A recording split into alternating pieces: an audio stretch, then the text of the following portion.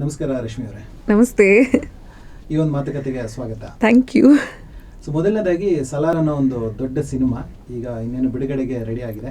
ಅದರಲ್ಲಿ ಒಂದು ಮುಖ್ಯವಾದ ಪಾತ್ರ, ನಾಯಕಿಯ ಪಾತ್ರ ಶ್ರುತಿ ಹಾಸನ್ ಅವರಿಗೆ ನೀವು ಕನ್ನಡದ ದನಿಯಾಗಿದ್ದೀರಾ. ಸೊ ಅದಕ್ಕೆ ಮೊದಲನೇದಾಗಿ ನಿಮಗೆ ಕಂಗ್ರ್ಯಾಚುಲೇಷನ್ಸ್. Thank you. ಸೊ ಹೇಗೆ ಈ ಅವಕಾಶ ಒದಗಿ ಬಂತು? ಅವಕಾಶ ಹೇಗೆ ಒದಗಿ ಬಂತು ಅಂತ ಆ್ಯಕ್ಚುಲಿ ನನಗೂ ಗೊತ್ತಿಲ್ಲ. ಒಬ್ಬರು ಕಾಲ್ ಮಾಡಿದ್ರು, ಶ್ರುತಿ ಹಾಸನ್ ಅವ್ರಿಗೆ ಡಬ್ಬಿಂಗ್ ಮಾಡಬೇಕು ಸಲಾರ್ ಸಿನಿಮಾ, ಒಂದ್ಸಲ ವಾಯ್ಸ್ ಟೆಸ್ಟಿಗೆ ಬರೋಕ್ಕಾಗತ್ತಾ ಅಂತಂದರು. ಆ್ಯಂಡ್ ಅವರು ನಾನು ಹಿಂದೆ ಶ್ರುತಿ ಹಾಸನ್ ಅವ್ರಿಗೆ ಡಬ್ಬಿಂಗ್ ಮಾಡಿದ್ದೆ ರಾಮಯ್ಯ ವಸ್ತಾವಯ್ಯ ಒಂದು ಮೂವಿನಲ್ಲಿ. ಯಾವಾಗ ಕನ್ನಡದಲ್ಲಿ ಡಬ್ಬಿಂಗ್ ಮಾಡಬಹುದು ಅಂತ ಒಂದು ಶುರು ಆಯಿತು.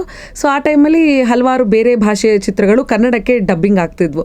ಸೊ ಆ ಟೈಮಲ್ಲಿ ಶ್ರುತಿ ಹಾಸನ್ನು, ಸಾಯಿ ಪಲ್ಲವಿ, ಈ ಥರ ಒಂದಷ್ಟು ಜನ ಹೀರೋಯಿನ್ಸಿಗೆ ನಾನು ವಾಯ್ಸ್ ಕೊಟ್ಟಿದ್ದೆ ಕೆಲವು ಸಿನಿಮಾಗಳಿಗೆ.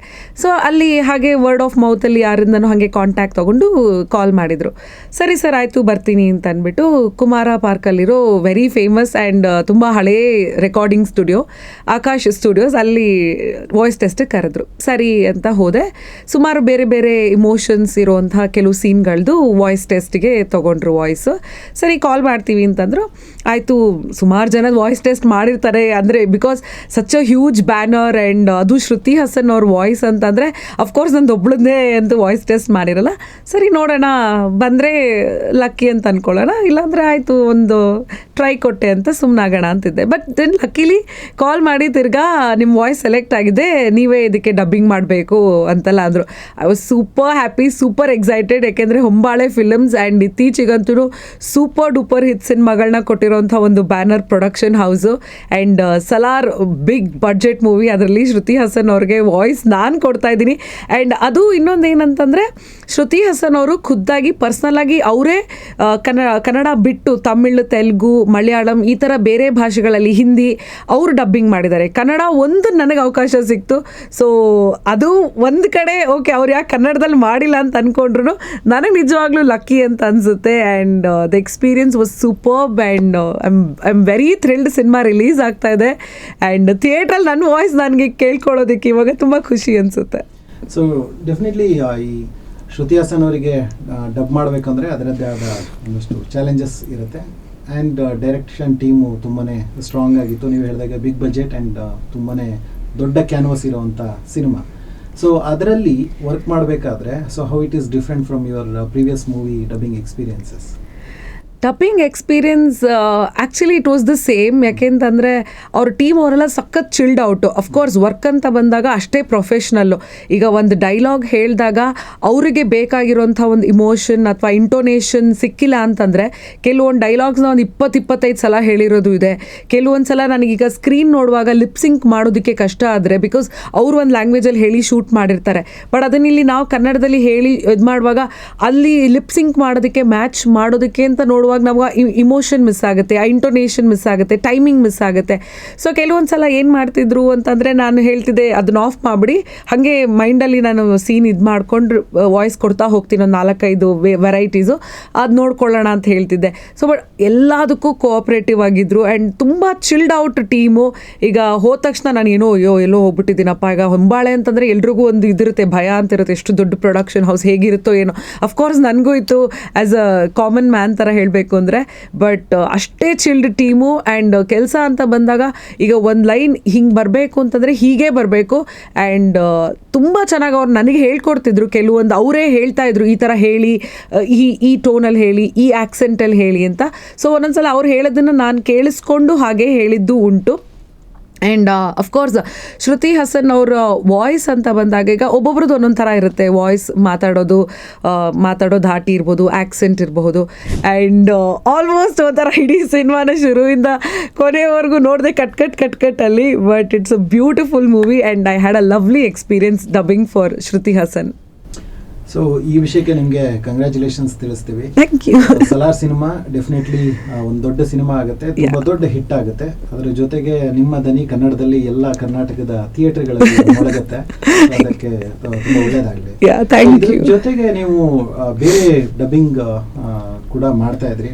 ನನಗೆ ಗೊತ್ತಿರೋ ಹಾಗೆ ಮುಂಚೆ ನೀವು ಶಾಂಗ್ಚಿಯಲ್ಲಿ ಕೂಡ ಅಕ್ವಾಫಿನಾ ಕ್ಯಾರೆಕ್ಟರ್ಗೆ ಕೆಟಿ ಕ್ಯಾರೆಕ್ಟರ್ಗೆ ಮಾಡಿದ್ರಿ. And original actress is Aquafina. So ಅಲ್ಲಿಂದ ಶುರುವಾಗಿದ್ದ ನಿಮ್ಮ ಡಬ್ಬಿಂಗ್ ಜರ್ನಿ, ಹೇಗೆ ನಿಮ್ಮ ಡಬ್ಬಿಂಗ್ ಜರ್ನಿ ಸ್ಟಾರ್ಟ್ ಆಯಿತು?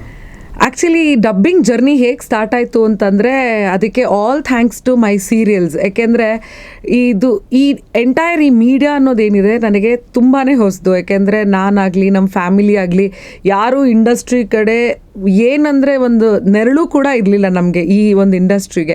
ಸೊ ನಾನು first Udaya T V serials start ಮಾಡಿದಾಗ ಉದ್ಯಾದಲ್ಲಿ ಮಾಡೋ ಪ್ರತಿಯೊಂದು ಸೀರಿಯಲ್ಗೂ ಡಬ್ಬಿಂಗ್ ನಡೆಯುತ್ತೆ. ಈಗ ನಮ್ಮ ವಾಯ್ಸ್ನ ಕೆಲವ್ರು ನಾವೇ ಕೊಡ್ತೀವಿ, ನಮ್ಮ ವಾಯ್ಸ್ನ ಕೆಲವ್ರಿಗೆ ಡಬ್ಬಿಂಗ್ ಆರ್ಟಿಸ್ಟ್ಗಳು ವಾಯ್ಸ್ ಕೊಡ್ತಾರೆ. ಸೊ ಆ ಥರ ಇರುತ್ತೆ. But because my voice is like this, ಅಲ್ಲಿ ನಾನು ಮಾಡಿದ ಎಲ್ಲ ಸೀರಿಯಲ್ಗೂ ನೀವೇ ಡಬ್ಬಿಂಗ್ ಮಾಡಬೇಕು ಅನ್ನೋದೊಂದು ಹೇಳ್ತಾಯಿದ್ರು. And I use to play negative roles major ಆಗಿ ಅದರಲ್ಲಿ. ಸೊ ಹಾಗಾಗಿ ಒಂದೊಂದು ಸೀರಿಯಲ್ಗೂ ಒಂದೊಂದು ಡಬ್ಬಿಂಗ್ ಸ್ಟುಡಿಯೋದಲ್ಲಿ ನಾನು ಹೋಗಿ ಡಬ್ಬಿಂಗ್ ಮಾಡ್ತಾ ಇದ್ದೆ. ನಾನು ಮಾಡ್ತಾ ಇದ್ದಿದ್ದು ಸೀರಿಯಲ್ಗಳಿಗೆ, ಪಾತ್ರಗಳಿಗೆ. ಸೊ ಹಾಗಾಗಿ ಅಲ್ಲಿಂದ ಶುರುವಾಗಿದ್ದು ಡಬ್ಬಿಂಗ್ ಅನ್ನೋ ಒಂದು ಕಾನ್ಸೆಪ್ಟು ನನಗೆ.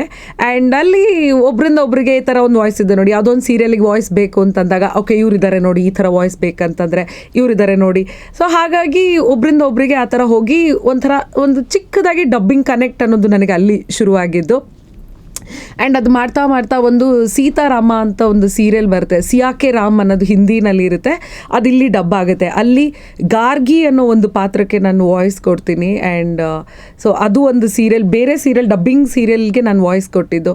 ಹಾಗೆ ಒಂದೊಂದಾಗಿ ಈಗ ಲಾಕ್ಡೌನ್ ಟೈಮಲ್ಲಿ ಈಗ ಸಿನಿಮಾಗಳು ರಿಲೀಸ್ ಆಗ್ತಿರ್ಲಿಲ್ಲ, ಅವಾಗ ಬೇರೆ ಭಾಷೆ ಸಿನಿಮಾಗಳು ಕನ್ನಡಕ್ಕೆ ಡಬ್ಬಿಂಗ್ ಆಗ್ತಿದ್ದಾಗ ಆಗೊಂದಷ್ಟು ಸಿನಿಮಾಗಳಿಗೆ ನಾನು ವಾಯ್ಸ್ ಕೊಟ್ಟೆ. ಮಾರಿ 2, ರಾಮಯ್ಯ ವಸ್ತವಯ್ಯ, ಹೀಗೆ. ಸೊ ಹೀಗೆ ನಡೀತಿರುವಾಗ ಬಂದಂಥ ಒಂದು ಸಿನಿಮಾನೇ ಶಾಂಗ್-ಚಿ. ಆ್ಯಂಡ್ ಅದು ಇಂಡಿಯನ್ ಸಿನಿಮಾ ಅಲ್ವೇ ಅಲ್ಲ, ಡಿಸ್ನಿ ಹಾಟ್ಸ್ಟಾರ್ ಅವರು ಅದನ್ನು ಪ್ರೊಡ್ಯೂಸ್ ಮಾಡಿದ್ದು. ಬಟ್ ಅದೇನು it was an American, Chinese ಆ ಥರ ಒಂದು ಒಟ್ಟಿನಲ್ಲಿ ಇಂಟರ್ನ್ಯಾಷನಲ್ ಮೂವಿ. ಆ್ಯಂಡ್ ಅದನ್ನು ಥಿಯೇಟರ್ ರಿಲೀಸ್ ಕನ್ನಡಗೆ ವಾಯ್ಸ್ ಬೇಕು ಅಂತಂದಾಗ, ಆ್ಯಂಡ್ ಅಫ್ಕೋರ್ಸ್ ಎಲ್ಲದಕ್ಕೂ ಪ್ರತಿಯೊಂದಕ್ಕೂ ಅದೊಂದು ಪ್ರೊಸೀಜರ್ ಥರ ವಾಯ್ಸ್ ಟೆಸ್ಟ್ ಅನ್ನೋದು ಮಾಡೇ ಮಾಡ್ತಾರೆ, ಕ್ಯಾರೆಕ್ಟ್ರಿಗೆ ಸೂಟ್ ಆಗ್ತೀವಾ ಅಂತ ಅಂದ್ಬಿಟ್ಟು. ಸೊ ಅದಕ್ಕೂ ವಾಯ್ಸ್ ಟೆಸ್ಟ್ ಕರೆದ್ರು. ಆ್ಯಂಡ್ ಅದರಲ್ಲೂ ದ ಮೇನ್ ಲೀಡ್ ಸರ್ ಹೇಳ್ದಾಗೇನೆ ಆಕ್ವಾಫಿನಾ ಅನ್ನೋರು ಆ್ಯಕ್ಟ್ರೆಸ್, ಅದರ ಹೀರೋಯಿನ್, ಅದರಲ್ಲಿ ಕ್ಯಾರೆಕ್ಟರ್ ಹೆಸರು ಬಂದು KT ಅಂತ ಅಂದ್ಬಿಟ್ಟು. ಸೊ ಅದಕ್ಕೆ ವಾಯ್ಸ್ ಟೆಸ್ಟ್ ಕೊಟ್ಟೆ. And Hotstar, Disney Hotstar, but ಅದು ಇಲ್ಲಿ ಕನ್ಫರ್ಮ್ ಆಗ್ತಿರ್ಲಿಲ್ಲ. ಅದನ್ನು ಅವರು ಅಬ್ರಾಡಿಗೆ ಕಳಿಸಿ ಅಲ್ಲಿ ಮೇನ್ ಡಿಸ್ನಿ ಟೀಮ್ ಏನಿದೆ ಅವ್ರು ಅಪ್ರೂವ್ ಮಾಡಬೇಕಿತ್ತು ವಾಯ್ಸ್ ಅದು. ಆ್ಯಂಡ್ ಅದು ಒಂದಷ್ಟು ಪ್ರೊಸೀಜರ್ಸ್ ಎಲ್ಲ ಆದಮೇಲೆ ನಿಮ್ಮದೇ ವಾಯ್ಸ್ ಸೆಲೆಕ್ಟ್ ಆಗಿದೆ ಅಂತಂದರು. So I was so happy. ಅದಕ್ಕೂ ತುಂಬಾ ಖುಷಿ ಆಯಿತು. ಬಿಕಾಸ್ ಒಂದು ಇಂಟರ್ನ್ಯಾಷನಲ್ ಮೂವಿಗೆ ಕನ್ನಡ ಡಬ್ಬಿಂಗ್ ಮಾಡುವಾಗ ಅದ್ರಲ್ಲಿ ನಾನು ವಾಯ್ಸ್ ಕೊಟ್ಟಿದ್ದೀನಿ ಅಂತ ಹೇಳ್ಕೊಳ್ಳೋಕ್ಕೆ ನಿಜವಾಗ್ಲೂ ತುಂಬ ಹೆಮ್ಮೆ ಅಂತ ಅನಿಸುತ್ತೆ. ಆ್ಯಂಡ್ ಶಾಂಗ್-ಚಿ ಸಿನಿಮಾನ ನಾನು ನಮ್ಮ ಫ್ಯಾಮಿಲಿನೆಲ್ಲ ಕರ್ಕೊಂಡು ಹೋಗಿ ಥಿಯೇಟ್ರಲ್ಲಿ ನೋಡಿ ಆ KT ಕ್ಯಾರೆಕ್ಟರ್ಗೆ ನಾನು ವಾಯ್ಸ್ ಕೊಟ್ಟಿದ್ದೀನಿ ಅಂತಂದಾಗ ಇಟ್ ವಾಸ್ ಸೋ ಥ್ರಿಲ್ಲಿಂಗ್. ನಿಜವಾಗ್ಲೂ ಗೂಸ್ ಬಂಪ್ಸ್ ಬಂತು. So it was a fabulous experience. And ಆ ಸಿನಿಮಾನು ಕೂಡ ಅಷ್ಟೇ ಒಂಥರ ಫ್ಯಾಂಟಸಿ ವರ್ಲ್ಡ್ ಥರ ಇದೆ ಆ cinema. And it was a lovely experience. So ಹೀಗೆ ನಡೀತಾ ಇದೆ ನನ್ನ ಡಬ್ಬಿಂಗ್ ಜರ್ನಿ. ಡಬ್ಬಿಂಗ್ ಅಲ್ಲದೆ ನೀವು ಸೀರಿಯಲ್ ಹಾಗೆ ಆ್ಯಂಕರಿಂಗಲ್ಲೂ ಕೂಡ ತುಂಬ ಆಕ್ಟಿವ್ ಆಗಿ ಪಾರ್ಟಿಸಿಪೇಟ್ ಮಾಡ್ತಾ ಇದ್ದೀರಾ. ಸೊ ಅದರ ಜರ್ನಿ ಹೇಗಿದೆ, ಹೇಗೆ ಶುರುವಾಯಿತು ನಿಮ್ಮಲ್ಲಿ? ಓಕೆ, ಸೊ ಆ್ಯಂಕರಿಂಗ್ ಜರ್ನಿ ಹೇಗೆ ಶುರು ಆಯಿತು ಅಂತಂದರೆ it was way back in 2015 ನಾನು ಆ್ಯಂಕರಿಂಗ್ ಶುರು ಮಾಡಿದ್ದು. ಬಟ್ ಎಷ್ಟೋ ಜನ ಕೇಳ್ತಾರೆ, ಎಲ್ಲೂ ಆ್ಯಂಕರಿಂಗ್ ಆಗಿ ಫುಲ್ ಫ್ಲೆಡ್ಜ್ ಆಗಿ ಕಾಣಿಸ್ಕೊಳ್ಳೋದೇ ಇಲ್ವಲ್ಲ ಈಗ ಮೇನ್ ಸ್ಟ್ರೀಮ್ TV ಇದರಲ್ಲಿ ಆ್ಯಂಕರ್ ಆಗಿ ಅಂತ ಅಂದ್ಬಿಟ್ಟು. ಅದು ನಾನು ಆ್ಯಂಕರಿಂಗ್ ಶುರು ಮಾಡಿದಾಗ ಏನಾಯಿತು ಅಂತಂದರೆ I was working. So full time ಇಂಡಸ್ಟ್ರಿಗೆ ಬರೋದಾ ಬೇಡವಾ ಇದೊಂಥರ ಡೈಲಮದಲ್ಲೇ ಇದೆ. ಸೊ ಹಾಗಾಗಿ ಪಾರ್ಟ್ ಟೈಮ್ ಆಗಿ ನಾನು ಶುರು ಮಾಡಿದ್ದು ಉದ್ಯಾ ಮ್ಯೂಸಿಕಲ್ಲಿ ಆ್ಯಂಕರಿಂಗ್ ಅಂತ. ಸೊ ನಾನು ಬೆಳಗ್ಗೆಯಿಂದ ಸಂಜೆ ಆಫೀಸ್ಗೆ ಹೋಗಿ ಆಮೇಲೆ ಆಫೀಸ್ ಮುಗಿದ ನಂತರ ಆ್ಯಂಕರಿಂಗ್ ಮಾಡಿ ನಂದು ಈವ್ನಿಂಗ್ 6 to 7 ಶೋ ಬರ್ತಾಯಿತ್ತು, ಗೇಮ್ ಅಡ್ಡ ಅಂತ ಉದ್ಯಾ ಮ್ಯೂಸಿಕಲ್ಲಿ. ಆ್ಯಂಡ್ ಆ ಲೈವ್ ಮುಗಿಸ್ಕೊಂಡು ನಾನು ಮನೆಗೆ ಹೋಗ್ತಿದ್ದೆ. ಹೀಗೆ ಸುಮಾರು ಒಂದಷ್ಟು ವರ್ಷ ಮಾಡಿದೆ ನಾನು. ಆಲ್ಮೋಸ್ಟ್ ಒಂದು 5-6 years ಜಸ್ಟ್ ಅದೇ ಪಾರ್ಟ್ ಟೈಮ್ ಆ್ಯಂಕರಿಂಗೇ ಮಾಡ್ತಿದ್ದೆ. ಸೊ ಮಧ್ಯದಲ್ಲಿ ಈಗ ಸಿನಿಮಾಗಳು ಬರ್ತಿತ್ತು, ಸಿನಿಮಾ ಪ್ರಮೋಷನ್ಸಲ್ಲಿ ಸಿನಿಮಾ ಆ್ಯಕ್ಟರ್ಗಳು, ಆ್ಯಕ್ಟ್ರೆಸಸ್ದು, ಡೈರೆಕ್ಟರ್ಸು, ಸೊ ಈ ಥರ ಹಲವಾರು ಇಂಟರ್ವ್ಯೂಸ್ಗಳು ಮಾಡಿದ್ದೀನಿ ನಾನು ಸೆಲೆಬ್ರಿಟೀಸ್ದು. ಆ್ಯಂಡ್ ಹೀಗೆ ನಡೀತಿರುವಾಗ ಓಕೆ ಆ್ಯಂಕರಿಂಗ್ ಚೆನ್ನಾಗಿದೆ ಅಂತ ಅನ್ನಿಸ್ತು. ಆ್ಯಂಡ್ ಜಾಬ್ ಬೋರ್ ಆಯಿತು. ಸೊ ಜಾಬ್ ಕ್ವಿಟ್ ಮಾಡಿ ಫುಲ್ ಟೈಮ್ ಆ್ಯಂಕರಿಂಗ್ ಅಂತ ಶುರು ಮಾಡಿ ಅದಾದಮೇಲೆ ಶುರು ಮಾಡಿದ್ದು ಆ್ಯಕ್ಟಿಂಗ್ ಜರ್ನಿ ನಾನು ಸೀರಿಯಲ್ಸಲ್ಲಿ. ಸೀರಿಯಲ್ಸ್ ಎಲ್ಲ ಯಾವುದೆಲ್ಲ ನಿಮಗೆ ಅಂದರೆ ಬ್ರೇಕ್ ಅಂತ ಕೊಟ್ಟಿದ್ದು, ಹಾಗೆ ಒಂದಷ್ಟು ಜನರ ಇದ್ರೆ ನಿಮ್ಮನ್ನು ಪ್ರೆಸೆಂಟ್ ಮಾಡೋ ಹಾಗೆ ಮಾಡಿರೋ ಸೀರಿಯಲ್ಗಳು ಯಾವುದು? ಐ ಕನ್ಸಿಡರ್ ನಂದು ಎಲ್ಲ ಸೀರಿಯಲ್ಸೂ ನಾನು ಹೋಲ್ ಹಾರ್ಟೆಡಾಗಿ ಮಾಡಿದ್ದೀನಿ. ಜನಕ್ಕೆ ಯಾವ್ದು ರೀಚ್ ಆಗಿದೆ ಯಾವ್ದು ಆಗಿಲ್ಲ ಅಂತ ಹೇಳೋದು ಸ್ವಲ್ಪ ಕಷ್ಟ. ಯಾಕೆಂತಂದರೆ ಈಗ ಅರ್ಬನ್ ಅಂತ ತೊಗೊಂಡಾಗ, ಈಗ ಬೆಂಗಳೂರು ಮೈಸೂರು ಇದೆಲ್ಲ ಸ್ವಲ್ಪ ಅರ್ಬನ್ ಅಂತ ಬಂದಾಗ ಇಲ್ಲಿ ನೋಡೋವಂಥ ವಾಹಿನಿಗಳು ಬೇರೆ ಇರುತ್ತೆ. ರೂರಲ್ ಅಂತ ಬಂದಾಗ ಅಲ್ಲಿ ನೋಡೋವಂಥ ವಾಹಿನಿಗಳು ಬೇರೆ ಇರುತ್ತೆ. ಈಗ ನಾವು ಇಲ್ಲಿದ್ದಾಗ ಗುರ್ತು ಹಿಡಿಯೋದು ಸ್ವಲ್ಪ ಕಡಿಮೆ ಇರಬಹುದು ಒಂದು ಸೀರಿಯಲ್ ಮಾಡಿದ್ದು. ಬೇರೆ ಊರಿಗೆ ಹೋದಾಗ ನಾವು ಗುರ್ತು ಹಿಡಿಯಲ್ವೇನೋ ಅಂತ ಅಂದ್ಕೊಂಡಿದ್ದು ಸೀರಿಯಲ್ನ ಗುರ್ತು ಹಿಡಿದಿರ್ತಾರೆ ಜನ. ಸೊ ಹಾಗಾಗಿ ಅದು ಈ ಸೀರಿಯಲಿಂದ ನನಗೆ ಪಾಪ್ಯುಲಾರಿಟಿ ಸಿಕ್ತು, ಇದರಿಂದ ಇಲ್ಲ ಅಂತ ಹೇಳೋದು ಸ್ವಲ್ಪ ಕಷ್ಟ. ಬಟ್ ನಾನು ಲಾಂಗ್ ರನ್ನಲ್ಲಿ ಮಾಡಿದಂಥ ಸೀರಿಯಲ್ ಪಾತ್ರಗಳು ಅಂತಂದರೆ ನನ್ನ ಮೊದಲನೇದು, and it will always be special. And first serial ನನಗೆ ನಂದಿನಿ ಅಂತ ಉದ್ಯಾ ಟಿ ವಿಲಿ ಬಂದಿದ್ದು, and Ramesh Aravind sir production ಅದು. ಆ್ಯಂಡ್ ಅದು ಒಂದು ಹಾವಿನ ಸೀರಿಯಲ್ ಆಗಿತ್ತು. ಸೊ ಅದು ದೇವ್ರ ಆಶೀರ್ವಾದನೋ ಏನೋ ಗೊತ್ತಿಲ್ಲ. ಸೊ ನಾಗಪ್ಪನ ಆಶೀರ್ವಾದ ಅಂತ ನಾನು ಅನ್ಕೋತೀನಿ. ಆ್ಯಂಡ್ ಅದು 1.5 years ಆಲ್ಮೋಸ್ಟ್ ನಾನು ಮಾಡಿದೆ. ಅಷ್ಟರಲ್ಲಿ ಈ ಕೊರೋನಾ ಲಾಕ್ಡೌನ್ ಅಂತೆಲ್ಲ ಶುರು ಆಗಿ ಆ ಸೀರಿಯಲ್ ಮುಗಿಸ್ಬೇಕಾಯಿತು. ಆ್ಯಂಡ್ ಅದು ಒಂದು ನಾನು ತುಂಬ ಪಾಪ್ಯುಲಾರಿಟಿ ತಂದುಕೊಟ್ಟಿದ್ದಂಥ ಸೀರಿಯಲ್, ನನ್ನ ಫಸ್ಟ್ ಸೀರಿಯಲೇ. ಆ್ಯಂಡ್ ನಾನು ಗುರ್ತಿಸ್ಕೊಂಡಿದ್ದು ಆ್ಯಕ್ಟಿಂಗಲ್ಲಿ, ನನ್ನ ವಾಯ್ಸ್ ಗುರ್ತಿಸ್ಕೊಂಡಿದ್ದು ಎಲ್ಲ ಆ ಸೀರಿಯಲಿಂದನೇ. ಆ್ಯಂಡ್ ಇತ್ತೀಚೆಗೆ ನಾನು ಮಾಡಿದ್ದು 2 years ಆಲ್ಮೋಸ್ಟ್ ಕಲರ್ಸ್ ಕನ್ನಡದಲ್ಲಿ ಲಕ್ಷಣ ಅಂತ ಒಂದು ಸೀರಿಯಲ್ ಮಾಡಿದೆ. ಆ್ಯಂಡ್ ನಾನು ಎಷ್ಟು ಮಾತಾಡ್ತೀನೋ ಆ ಕ್ಯಾರೆಕ್ಟರ್ ಕಂಪ್ಲೀಟ್ ಆಪೋಸಿಟ್. ಅದು ಮಾತೇ ಆಡ್ತಿರ್ಲಿಲ್ಲ ಆ ಕ್ಯಾರೆಕ್ಟರ್. ಮಯೂರಿ ಅನ್ನೋ ಒಂದು ಪಾತ್ರ, ಅದು ಫುಲ್ ಮ್ಯೂಟಲ್ಲೇ ಇರ್ತಾಯಿತ್ತು ಆಲ್ಮೋಸ್ಟ್ ಎಲ್ಲ ಎಪಿಸೋಡ್ಸಲ್ಲೂ. ಆ್ಯಂಡ್ ಎಲ್ಲರೂ ಹೇಳೋರು ಮಾತಿನ ಮಲ್ಲಿ ಅದು ಇದು ಎಲ್ಲ ಹೇಳಿದ್ರು. ಬಟ್ ಆ ಸೈಲೆಂಟ್ ಇದರಲ್ಲೇ ಜಸ್ಟ್ ಎಕ್ಸ್ಪ್ರೆಷನ್ಸಲ್ಲೇ you were so good. And ಆ ಥರ ಒಂದು ಪಾತ್ರ ಇಟ್ ವಾಸ್ ಅ ಚಾಲೆಂಜ್ ನನಗೆ ಪರ್ಸ್ನಲಿ, ಬಿಕಾಸ್ ಸುಮ್ಮನೆ ನಿಂತಿರಬೇಕು ಅಂತಂದರೆ ನನ್ನ ಕೈಲಿ ಆಗೋದೇ ಇಲ್ಲ. ಸೊ ಈ ಒಂದು ಪಾತ್ರ ನನಗೆ ಸಿಕ್ಕಾಪಟ್ಟೆ ಪಾಪ್ಯುಲಾರಿಟಿ ತಂದುಕೊಡ್ತು. ಆ್ಯಂಡ್ ಸೀರಿಯಲ್ ಮುಗ್ದೋಯ್ತು, ಬಟ್ ಇವಾಗಲೂ ಎಲ್ಲಿ ಹೋದ್ರೂ ಲಕ್ಷಣದಲ್ಲಿ ಮಾಡಿದ್ರಲ್ವ ಅಂತ ಕೇಳ್ತಾರೆ. ಸೊ ತುಂಬ ಖುಷಿ ಆಗುತ್ತೆ. ಸೊ ರಶ್ಮಿ ಅವರೇ, ನಿಮ್ಮ ಊರು ಯಾವುದು, ಎಲ್ಲಿ ಓದಿದ್ದು? ಓಕೆ, ಸೊ ನಾನು ಹುಟ್ಟಿದ್ದು ಬೆಳೆದಿದ್ದು ಎಲ್ಲ ಮೈಸೂರು. ಆ್ಯಂಡ್ ಮೈಸೂರಲ್ಲಿ ಆಲ್ಮೋಸ್ಟ್ ನಾನು 8th ಸ್ಟ್ಯಾಂಡರ್ಡ್ವರೆಗೂ ಓದಿದೆ. ಆ್ಯಂಡ್ ಅಲ್ಲಿ ಹಲವಾರು ಸ್ಕೂಲ್ಸ್ ಎಲ್ಲ ಚೇಂಜ್ ಮಾಡ್ತಿದ್ದೆ. ಫಸ್ಟು LKG UKG ಮಹರ್ಷಿ ಪಬ್ಲಿಕ್ ಸ್ಕೂಲಲ್ಲಿ ಓದಿದೆ. ಆ್ಯಂಡ್ ಅದು ಸೆಂಟ್ರಲ್ ಸಿಲೆಬಸ್ ಆಗಿತ್ತು. ಯಾಕೋ ಸ್ವಲ್ಪ ತಲೆಗೆ ಹತ್ತುತ್ತಾ ಇರಲಿಲ್ಲ ಸೆಂಟ್ರಲ್ ಸಿಲೆಬಸ್ಸು. ಸೊ ಅಪ್ಪ ಅಮ್ಮ ಏನು ಡಿಸೈಡ್ ಮಾಡಿದ್ರು, ಆಯಿತು ಬೇಡ ಸ್ಟೇಟ್ ಸಿಲೆಬಸ್ಗೆ ಹಾಕ್ಬಿಡೋಣ, ಮಗಳ ಮೇಲೆ ಪ್ರೆಷರ್ ಹಾಕೋದು ಬೇಡ ಓದೋದು ಅಂತಂದ್ಬಿಟ್ಟು ನಮ್ಮ ಅಪ್ಪ ಅಮ್ಮ ಸಿಕ್ಕಾಪಟ್ಟೆ ಕೂಲು. ಸೊ ಪ್ರೆಷರ್ ಬೇಡ ಅಂತ ಹೇಳಿ ಸೆಂಟ್ ಜೋಸೆಫ್ ಸ್ಟೇಟ್ ಸಿಲೆಬಸ್ ಸ್ಕೂಲ್ಗೆ ಹಾಕಿದ್ರು. ಆ್ಯಂಡ್ ಸಖತ್ತಾಗಿತ್ತು ಆ ಸ್ಕೂಲೂ. ಆ್ಯಂಡ್ ಅದಾದಮೇಲೆ ಮತ್ತೆ 8th ಸ್ಟ್ಯಾಂಡರ್ಡ್ಗೆ ಮೈಸೂರವರಾದರೆ ಗೊತ್ತಿರುತ್ತೆ ಸ್ವಲ್ಪ, ಈ ಸದ್ವಿದ್ಯಾ, ಮರಿಮಲ್ಲಪ್ಪ ಈ ಥರದ್ದೆಲ್ಲ ಸ್ಕೂಲ್ಸಲ್ಲಿ ಓದಬೇಕು ಅನ್ನೋದು ಎಷ್ಟೊಂದು ಜನಕ್ಕೆ ಆಸೆ ಇರುತ್ತೆ. ಸೊ ಹಾಗಾಗಿ ನಮ್ಮ ಅಪ್ಪ ಅಮ್ಮನೂ ನನ್ನನ್ನು 8th ಅದಾದಮೇಲೆ ಸದ್ವಿದ್ಯಾಗೆ ಸೇರಿಸಿದ್ರು. ಅಷ್ಟರಲ್ಲಿ ಆಯಿತು ಇನ್ನು ಕೆಲಸ ಕಾರ್ಯಕ್ಕೆ ಅಂತಂದರೆ ಬೆಂಗಳೂರಿಗೆ ಬರಬೇಕು ಅಂತ ಅಂದ್ಬಿಟ್ಟು ಅಪ್ಪ ಅಮ್ಮ ಇಬ್ಬರು ಕೆಲಸ ಮಾಡ್ತಿದ್ರು. ಆ್ಯಂಡ್ ಇಬ್ಬರು ಟ್ರಾನ್ಸ್ಫರ್ ತೊಗೊಂಡು ನಾವು ಬೆಂಗಳೂರಿಗೆ ಶಿಫ್ಟ್ ಆದ್ವಿ. ಸೊ 9th ಆನ್ವರ್ಡ್ಸ್ ನಾನು ಓದಿದ್ದೆಲ್ಲ ಬೆಂಗಳೂರು. ಬಟ್ ಹುಟ್ಟಿದ್ದು ಬೆಳೆದಿದ್ದು almost half of my life ಮೈಸೂರನೇ. ಸೊ ಮೈಸೂರು ಹುಡುಗಿ ಈಗ ಶ್ರುತಿ ಹಾಸನ್ ಅವರ ಒಂದು ಸಲಾರ್ ಅನ್ನೋ ದೊಡ್ಡ ಸಿನಿಮಾಗೆ ದನಿಯಾಗಿದ್ದಾರೆ. ಸೊ ನಿಮ್ಮ ಮುಂದಿನ ಪ್ರಾಜೆಕ್ಟ್ಗಳಿಗೆ ಹಾಗೆ ಸಲಾರ್ಗೆ ಬೆಸ್ಟ್ ಆಫ್ ಲಕ್ ಅಂತ ಹೇಳ್ತಾ ಇದ್ದೀವಿ ನಮ್ಮ ಕಡೆಯಿಂದ. Thank you sir, thank you so much. So Rashmi ಅವರೇ, ರೀಸೆಂಟ್ ಪ್ರಾಜೆಕ್ಟ್ಸ್ಗಳು ಯಾವುದೆಲ್ಲ ಆಗ್ತಾ ಇದೆ? ಸೊ ಮೈ ರೀಸೆಂಟ್ ಪ್ರಾಜೆಕ್ಟ್ ಬಂದು ಒಂದು ಲಕ್ಷಣ ಸೀರಿಯಲ್ ಮಾಡಿದ್ದು. ಆ್ಯಂಡ್ ಅದಾದಮೇಲೆ ಝೀ ಕನ್ನಡ ವಾಹಿನಿಯಲ್ಲಿ ಭರ್ಜರಿ ಬ್ಯಾಚುಲರ್ಸ್ ಅಂತ, ಆ್ಯಂಡ್ ಅದು ಮೊದಲನೇ ಸೀಸನ್ ಆಗಿದ್ದು ಝೀ ಕನ್ನಡದಲ್ಲಿ. ಆ್ಯಂಡ್ ಆ ಥರದೊಂದು unique show first time Zee ಕನ್ನಡದವ್ರು ಮಾಡಿದ್ದು. ಆ್ಯಂಡ್ ಆ ಶೋಗೆ ನನಗೆ ಆಪರ್ಚುನಿಟಿ ಸಿಕ್ಕಿದ್ದು ತುಂಬಾ ಖುಷಿಯಾದಂಥ ವಿಷಯ. ಆ್ಯಂಡ್ ಅದೊಂದು ದೊಡ್ಡ ಅವಕಾಶ ಅಂತಲೇ ನಾನು ಇವತ್ತಿಗೂ ಅನ್ಕೋತೀನಿ. ಆ್ಯಂಡ್ ಇವತ್ತಿಗೂ ಐ ಮಿಸ್ ದಟ್ ಶೋ ತುಂಬ. ಯಾಕೆ ಅಂತಂದರೆ ಪ್ರತಿ ಟೈಮು ಶೂಟಿಂಗ್ ಅಂತ ಅಂದಾಗ ನಮ್ಗೆ ಶೂಟಿಂಗ್ ಅನ್ನೋ ಪ್ರೆಷರೇ ಇರ್ತಿಲ್ಲ. ಆಲ್ಮೋಸ್ಟ್ ನಾವು ಬೆಳಗ್ಗೆ ಹೋದರೆ ಮನೆಗೆ ಹೋಗೋಷ್ಟೊತ್ತಿಗೆ ಮಧ್ಯರಾತ್ರಿ ಆಗ್ತಾಯಿತ್ತು. ಬಟ್ ಆದ್ರೂ ಹೋದಾಗಿಂದ ಮನೆಗೆ ಬರೋವ್ರಿಗೂ ನಗದು ಬಿಟ್ಟರೆ ನಾವಲ್ಲಿ ಏನು ಸ್ಟ್ರೆಸ್ಸೇ ಇರ್ತಿಲ್ಲ. ಒಂಥರ ಸ್ಟ್ರೆಸ್ ಬಸ್ಟರ್ ಅಂತ ಹೇಳ್ಬೋದು ಅದನ್ನು. ಆ ಥರದ್ದೊಂದು ಶೋ ಅದು. ಆ್ಯಂಡ್ ಎಷ್ಟು ನಗ್ತಾ ಇದ್ವಿ ಅಂತಂದರೆ, ಆ್ಯಂಡ್ ಅಲ್ಲಿ ಏನಾಯಿತು ಅಂತಂದರೆ ಎಲಿಮಿನೇಷನ್ ಅನ್ನೋ ಕಾನ್ಸೆಪ್ಟ್ ಇರಲಿಲ್ಲ. ಸೊ ನಮ್ಮಲ್ಲೇ ಈ ಒಂದು ಕಾಂಪಿಟೇಷನ್ ಆಗಲಿ ಗುದ್ದಾಟ ಆಗಲಿ ಆ ಥರ ಎಲ್ಲ ಏನೂ ಇರಲಿಲ್ಲ. ಯಾರಿಗೆದ್ರು ಎಲ್ಲರೂ ಖುಷಿಯಾಗಿರ್ತಾ ಇದ್ವಿ. ಬಿಕಾಸ್ ಫಸ್ಟ್ ಎಪಿಸೋಡಿಂದ ಲಾಸ್ಟ್ ಎಪಿಸೋಡ್ವರೆಗೂ ಎಲ್ಲರೂ ಇದ್ವಿ ನಾವು. ಆ್ಯಂಡ್ ಅದೊಂಥರ ಫ್ಯಾಮಿಲಿ ಆಗೋಗಿತ್ತು. And to top it all, Ravi sir was the judge. ಅದಕ್ಕೆ ರವಿಚಂದ್ರನ್ ಸರ್ ಆ್ಯಂಡ್ ರಚಿತಾ ರಾಮ್ ಅವ್ರು ಜಡ್ಜ್ ಆಗಿದ್ರು. And Akul sir was the anchor. So ನಾನು ಆ್ಯಂಕರ್ ಆಗಿ ಅಕುಲ್ ಸರಿಂದ ತುಂಬ ಕಲ್ತಿದ್ದೀನಿ. And Ravi sir biggest fan ನಾನು. ಆ್ಯಂಡ್ ಅಷ್ಟು ದಿನ ರವಿ ಸರ್ನ ನಾನು ಅಲ್ಲಿ ಕಣ್ಣಾರೆ ನೋಡ್ತಾ ಇದ್ದೆ ಅಲ್ಲೇ ಕೂತ್ಕೊಂಡು. ಆ್ಯಂಡ್ ಬರೀ ಅವರು ಎಷ್ಟು ದೊಡ್ಡ ಆ್ಯಕ್ಟ್ರ್ ಅಂತ ನಮಗೆ ಗೊತ್ತು, ಬಟ್ ಆದ್ರೂ ಅಲ್ಲಿ ಅವರು ನಮ್ಮ ಎಲ್ಲರ ಜೊತೆ ಬಂದು ಕೂತ್ಕೊಳ್ಳೋರು, ಬ್ರೇಕ್ ಟೈಮಲ್ಲಾಗಲಿ ಇನ್ನೊಂದಾಗಲಿ. ಆ್ಯಂಡ್ ಎಷ್ಟು ತಿಂಡಿ ತರ್ತಾರೆ ಅಂತಂದರೆ ರವಿ ಸರ್ ಅದನ್ನು ಹೇಳೋಕ್ಕೂ ಆಗಲ್ಲ ನಿಮಗೆ. ಅವ್ರು ಕ್ಯಾರವಾನ್ ಅಲ್ಲಿ ಹೋಗಿ ನೋಡಿದ್ರೆ ನೀವು ಕ್ಯಾರವಾನ್ ಪೂರ್ತಿ ಬರೀ ತಿಂಡಿ ಐಟಮ್ಸ್ ಇರುತ್ತೆ, ಸ್ವೀಟ್ಸು, ಸ್ನ್ಯಾಕ್ಸು, ಅದು ಇದು ಎಷ್ಟು ಇಲ್ಲ ಅನ್ನೋದಿಲ್ಲ ಯಾರಿಗೂ. ಅವ್ರಿಗೆ ಎಲ್ಲರಿಗೂ ಕೊಡ್ತಾರೆ ಅವರು, ಬರೀ ನಮ್ಗೆ ಆರ್ಟಿಸ್ಟ್ಗೆ ಅಂತಲ್ಲ, ಟೆಕ್ನಿಷಿಯನ್ಸ್ ಇರ್ಬೋದು, ಪ್ರತಿಯೊಬ್ಬರಿಗೂ. And Rachita ma'am, she was so sweet. ನಿಜವಾಗ್ಲೂ ಅವರು ಸ್ಯಾಂಡಲ್ವುಡ್ನ ಸೂಪರ್ ಸ್ಟಾರ್, ಬಟ್ ಅಲ್ಲಿ ಎಷ್ಟು ಡೌನ್ ಟು ಅರ್ತ್ ಅಂತ ನಾವು ಎಲ್ಲರೂ ನೋಡಿದ್ವಿ. ನಮ್ಮ ಎಲ್ಲರ ಜೊತೆನೂ ಅಷ್ಟೇ ಫ್ರೆಂಡ್ಲಿ ಆಗಿರ್ತಿದ್ರು. ಆ್ಯಂಡ್ ಫಸ್ಟ್ ಟೈಮ್ ಒಂದು ಕನ್ನಡದಲ್ಲಿ ರಿಯಾಲಿಟಿ ಶೋ ಅಬ್ರಾಡಲ್ಲಿ ಶೂಟ್ ಆಗಿದ್ದು ನಮ್ಮ ಭರ್ಜರಿ ಬ್ಯಾಚುಲರ್ಸ್, ಅದು ಮಲೇಷ್ಯಾದಲ್ಲಿ ಶೂಟ್ ಆಯಿತು. And it was a beautiful journey. ಎಷ್ಟು ನಾವು ಆಲ್ಮೋಸ್ಟ್ 24 hours ಶೂಟ್ ಮಾಡ್ತಾ ಇದ್ವಿ ಮಲೇಷ್ಯಾಗೆ ಹೋದಾಗ. ಸೊ ಬಟ್ ಆದರೆ ಎಲ್ಲೋ ಹೋಗಿದ್ದೀವಿ, ಮಜಾ ಮಾಡ್ತಾ ಇದ್ದೀವಿ ಅನ್ನೋದೊಂದು ಬಿಟ್ಟರೆ, ಫ್ರೆಂಡ್ಸ್ ಜೊತೆ ಟ್ರಿಪ್ಗೆ ಹೋಗಿದ್ದೀವಿ ಅನ್ನೋ ಥರನೇ ಇತ್ತು.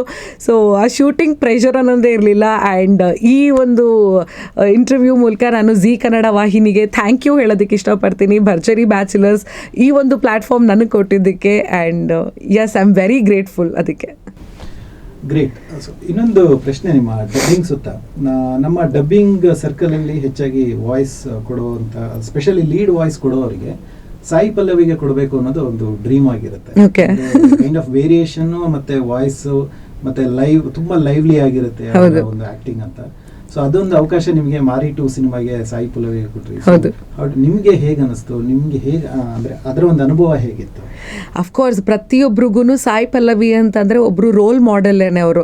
ಯಾಕೆಂತಂದರೆ ಅವ್ರು ಮಾಡೋ ವೆರೈಟಿ ಆಫ್ ಕ್ಯಾರೆಕ್ಟರ್ಸ್ ಇರಬಹುದು, ಅವ್ರ ಆ್ಯಕ್ಟಿಂಗ್ ಇರಬಹುದು, ಅವ್ರ ಡಾನ್ಸ್ ಇರಬಹುದು, ಪ್ರತಿಯೊಂದೂ ಯಾರು ಆ್ಯಕ್ಟ್ರೆಸ್ ಆಗಬೇಕು ಅಂತ ಅನ್ಕೋತಾರೋ ಅವ್ರಿಗೆ ಅದು role model and inspiration. And ಅವರಿಂದ ಕಲಿಯೋದು ಸಾಕಷ್ಟಿದೆ. ಆ್ಯಂಡ್ ಡಬ್ಬಿಂಗ್ ಮಾಡುವಾಗಲೂ ಅಷ್ಟೇ ನಾನು ನೋಡಿದ್ದು ಹೇಗೆ ಏರಿಳಿತಗಳಿರುತ್ತೆ ಅಂತಂದರೆ ಅವ್ರ ವಾಯ್ಸಲ್ಲಿ, ಆ್ಯಂಡ್ ಆ ಎಕ್ಸ್ಪ್ರೆಷನಲ್ಲೂ ಅಷ್ಟೇನೆ. ಆ್ಯಂಡ್ ಎಷ್ಟು ವೇರಿಯೇಷನ್ಸ್ ಇರುತ್ತೆ ಅಂತಂದರೆ ನಾವು ಕೆಲವೊಂದು ಸಲ ಫ್ಲ್ಯಾಟಾಗಿ ಮಾಡಿಬಿಡ್ತೀವಿ, ಬಟ್ ಅವ್ರದ್ರಲ್ಲಿ ಅದು ಏನೋ ಆ ಥರ ಏನೇನೋ ಒಂಥರ ಸಖತ್ ವೇರಿಯೇಷನ್ಸ್ ಇರುತ್ತೆ. And it was super experience. Sai Pallavi ಮ್ಯಾಮ್ಗೆ ನಾನು ಡಬ್ಬಿಂಗ್ ಮಾಡಿದ್ದು ಮಾರಿ 2 ಸಿನಿಮಾದಲ್ಲಿ. And Dhanush sir was the hero ಅದಕ್ಕೆ. ಸೊ ಅದು one of the biggest movies. And ಕನ್ನಡದಲ್ಲಿ ಅದಕ್ಕೆ ನಾನು ಡಬ್ಬಿಂಗ್ ಮಾಡಿದ್ದು ತುಂಬ ಖುಷಿಯಾಗಿತ್ತು. And it was a beautiful experience Sai Pallavi ಮ್ಯಾಮ್ಗೆ ಡಬ್ಬಿಂಗ್ ಮಾಡಿದ್ದು. ಸೊ ರಶ್ಮಿ ಅವರೇ, ಇಷ್ಟೊತ್ತು ಇಲ್ಲಿಗೆ ಬಂದು ನಮ್ಮ ನವಿಲು ಎಂಟರ್ಟೈನ್ಮೆಂಟ್ಗೆ ನಿಮ್ಮ ಟೈಮನ್ನು ಕೊಟ್ಟು ನಿಮ್ಮ ಅನುಭವಗಳನ್ನು, ಅನಿಸಿಕೆಗಳನ್ನು ಹಂಚ್ಕೊಂಡಿದ್ದಕ್ಕೆ ಧನ್ಯವಾದಗಳು. ನಿಮ್ಮ ಮುಂದಿನ ಎಲ್ಲ ಪ್ರಾಜೆಕ್ಟ್ಗಳಿಗೆ ಒಳ್ಳೆಯದಾಗಲಿ ಅಂತ ನಾವು ಹಾರೈಸ್ತೀವಿ. Thank you so much. And ನಾನು ಇದನ್ನು ಹೇಳಲೇಬೇಕು, ನಾನು ಎಲ್ಲರದ್ದು ಇಂಟರ್ವ್ಯೂ ಮಾಡ್ತಿದ್ದೆ. ಆ್ಯಂಡ್ ಇದು ನನಗೊಂಥರ ಹೊಸ ಎಕ್ಸ್ಪೀರಿಯೆನ್ಸ್, ಯಾರೋ ನನ್ನ ಇಂಟರ್ವ್ಯೂ ಮಾಡ್ತಿರೋದು. ಆ್ಯಂಡ್ ನನಗೆ ಫೋನ್ ಮಾಡಿ ನನ್ನ ಒಂದು ಚಿಕ್ಕದು ಎಲ್ಲೋ ಒಂದು ಕಡೆ ನನ್ನ ಕಾಂಟ್ರಿಬ್ಯೂಷನ್, ಡಬ್ಬಿಂಗಿಗೆ ಮಾಡಿರೋಂಥ ಕಾಂಟ್ರಿಬ್ಯೂಷನನ್ನು ಗುರುತಿಸಿ ಇವತ್ತು ನೀವು ನನ್ನನ್ನು ಇಲ್ಲಿ ಕರೆದು ಕೂರಿಸಿ ನನ್ನನ್ನು ಒಂದಷ್ಟು ಪ್ರಶ್ನೆಗಳು ಕೇಳಿದ್ರಿ, ನನ್ನ ಲೈಫ್ ಬಗ್ಗೆ, ನನ್ನ ಎಕ್ಸ್ಪೀರಿಯನ್ಸಸ್ ಬಗ್ಗೆ. ಆ್ಯಂಡ್ ತುಂಬಾ ಖುಷಿ ಆಯಿತು sir. And I hope Salaar ತುಂಬಾ ದೊಡ್ಡ ಮಟ್ಟದ ಯಶಸ್ಸನ್ನು ಪಡೀಲಿ. ನಾಟ್ ಜಸ್ಟ್ ಬಿಕಾಸ್ ಅದಕ್ಕೆ ನಾನು ವಾಯ್ಸ್ ಕೊಟ್ಟಿದ್ದೀನಿ ಅಂತ ಹೇಳ್ತಿಲ್ಲ, ಬಟ್ KGF ಯಾವ ಮಟ್ಟಕ್ಕೆ ಬೆಳೀತು, ಪ್ರಶಾಂತ್ ನೀಲ್ ಸರ್ ಡೈರೆಕ್ಷನ್ನು. ಆ್ಯಂಡ್ ಇವತ್ತು ಎಷ್ಟೋ ಈಗ ಕನ್ನಡ ಸಿನಿಮಾಗಳಂತಂದರೆ ನೋಡೋರು ತುಂಬ, ಈಗ ಅಣ್ಣವ್ರು ಇರ್ಬೋದು, ಅಂಬರೀಷ್ ಸರು, ವಿಷ್ಣು ಸರು, ಸೊ ಆ ಥರ ಸಿನಿಮಾಗಳೆಲ್ಲನೂ ಕನ್ನಡ ಅಂತಂದರೆ ಒಂದು ಎಲ್ಲೋ ಒಂದು ಕಡೆ ಇಟ್ಟಿದ್ರು, ಒಂದು ಸ್ಥಾನ ಇತ್ತು. ಬಟ್ ಎಲ್ಲೋ ಮಧ್ಯದಲ್ಲಿ ಸ್ವಲ್ಪ ಇದಾಗಿತ್ತು. ಆ್ಯಂಡ್ ಇವಾಗ ಮತ್ತೆ ಎಲ್ಲರೂ ಕನ್ನಡದಲ್ಲಿ ಏನು ಮಾಡ್ತಾರೆ, ಕನ್ನಡಿಗರು ಏನು ಮಾಡ್ತಿದ್ದಾರೆ, ಡೈರೆಕ್ಟರ್ಸ್, ಆ್ಯಕ್ಟರ್ಸ್ ಎಲ್ಲ ಯಾವ ಥರ ಸಿನಿಮಾ ಮಾಡ್ತಿದ್ದಾರೆ ಅಂತ ಎಲ್ಲರೂ ಕುತೂಹಲದಿಂದ ಇವಾಗ ಕಾಯ್ತಾ ಇರ್ತಾರೆ ನೋಡೋದಕ್ಕೆ. ಆ್ಯಂಡ್ ಅಂಥ ಒಬ್ಬ star director Prashanth Neel sir direct ಮಾಡಿರೋ ಸಿನಿಮಾ ಸಲಾರ್, ಪ್ರಭಾಸ್ ಸರ್ಗೆ ಆ್ಯಂಡ್ ಶ್ರುತಿ ಹಸನ್ ಅವರಿದ್ದಾರೆ ಸಿನಿಮಾದಲ್ಲಿ. ಆ್ಯಂಡ್ ನಾನು ನೋಡಿದಂಥ ಡಬ್ಬಿಂಗ್ ಮಾಡುವಾಗ ನೋಡಿದಂಥ ಪೀಸಸ್ ಮಾತ್ರ ಮ್ಯಾಸಿವ್ ಆಗಿದೆ. ಮೇಕಿಂಗು ಕೂಡ ಅಷ್ಟೇ ಅದ್ಭುತವಾಗಿದೆ. And it is a huge ಬ್ಯಾನರಲ್ಲಿ ಮೂಡ್ ಬಂದಂಥ ಸಿನಿಮಾ. ನೀವು ಪೈಸಾ ವಸೂಲ್ ಸಿನಿಮಾ ಅಂತಾರಲ್ಲ ಆ ಥರನೇ ಇದೆ. ಸೊ ಎಲ್ಲರೂ ಸಲಾರ್ ಸಿನಿಮಾನ ಥಿಯೇಟ್ರಿಗೆ ಹೋಗಿ ನೋಡಿ. ಆ್ಯಂಡ್ ದಯವಿಟ್ಟು ನನ್ನ ವಾಯ್ಸ್ ಕೇಳೋದಕ್ಕೆ ಹೋಗಿ ಕನ್ನಡದಲ್ಲೇ ನೋಡಿ ಅಂತ ಕೇಳ್ಕೊತೀನಿ. And sir thank you so much ಇವತ್ತು ನನ್ನನ್ನು ಇಲ್ಲಿ ಕರೆದು ಮಾತಾಡ್ಸಿದ್ದಕ್ಕೆ ತುಂಬ ಖುಷಿ ಆಯಿತು. Thank you.